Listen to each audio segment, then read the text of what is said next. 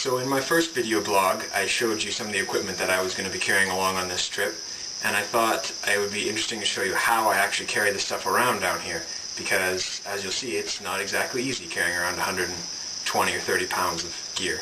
So the first step in gearing up for moving on to the next destination is the big pack. Get this one on, buckle up the hip strap. Second step, the front pack. Put it on front. And then once that's good to go, get the duffel. And then it's time to waddle off in the next direction, which in this case is on to the Amazon.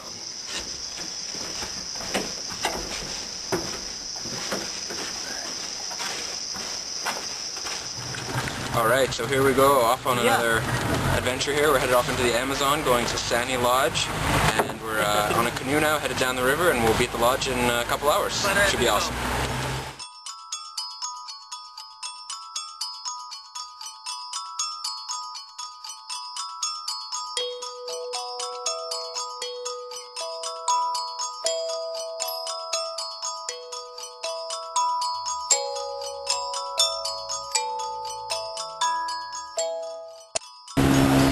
So we've switched boats now, and now we're headed up to the Sani Reserve in a smaller canoe down one of the tributaries of the Napo River, and we should be there in 15 or 20 minutes.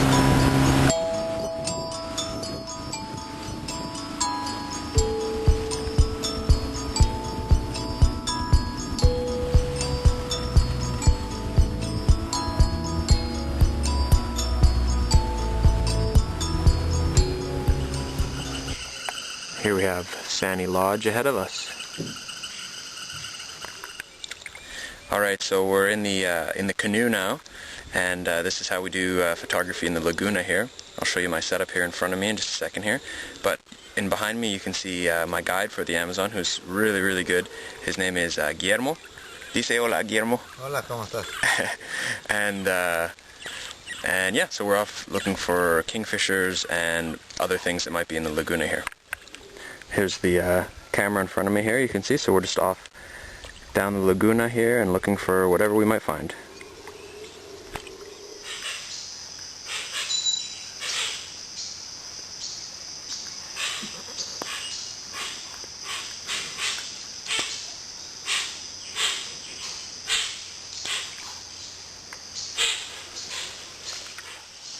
So we're up here atop the canopy tower here at Sani Lodge now. We're 100 feet or so, 35 meters up in the air, and just looking to see what might come by or land in the tree. We're in a big sable tree right now. The tower's right beside it, and sometimes the birds come in close and you can check them out.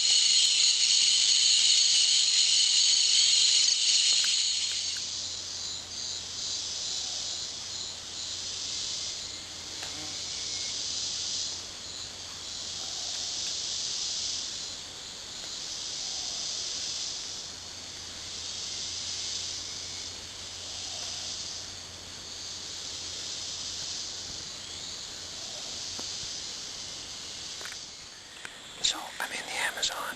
It's hot, it's buggy, but it's really cool. And found a day roost here for a crested owl. And unfortunately the light is not very good right now, so I'm just going to wait for a little while and hopefully it will improve. And hopefully I'll have some photos to show for it.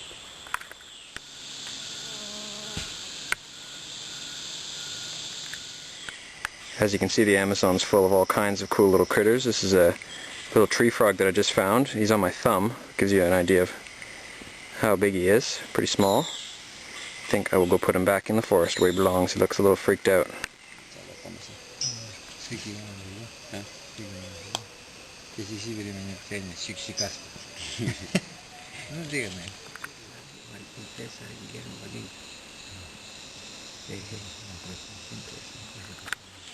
After 5 months in Ecuador, I've learned the secrets of the birds. We are now one. Pedro and me are sharing secrets. He's telling me something right now. He's telling me where to photograph birds tomorrow. I don't know what he's doing now. Stop it.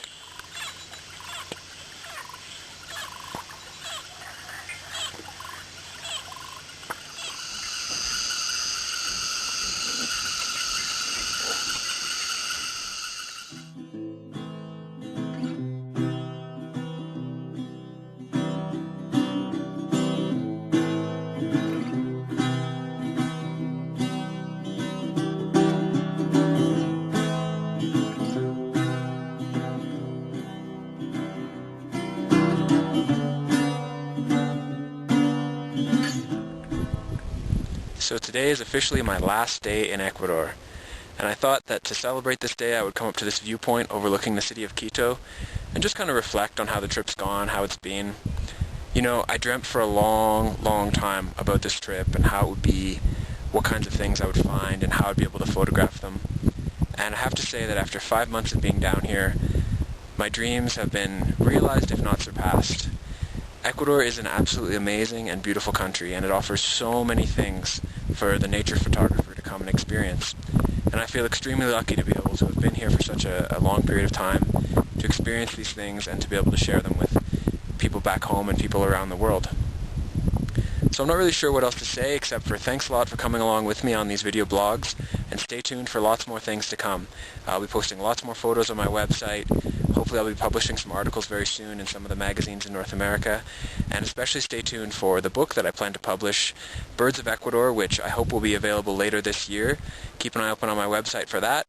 And once again, thanks for coming along with me, and all the best to all of you.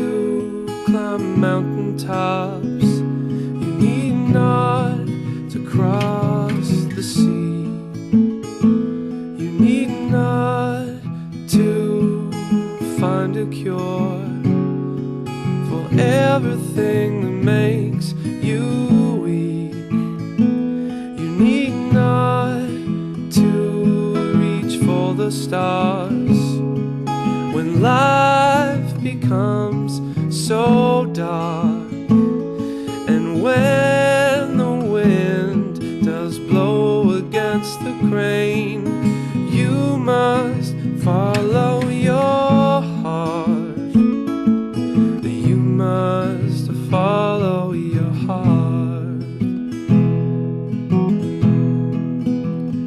When all your friends have come and gone, the sun no longer shines, and the happiness for which you long is washed away like an ocean's tide.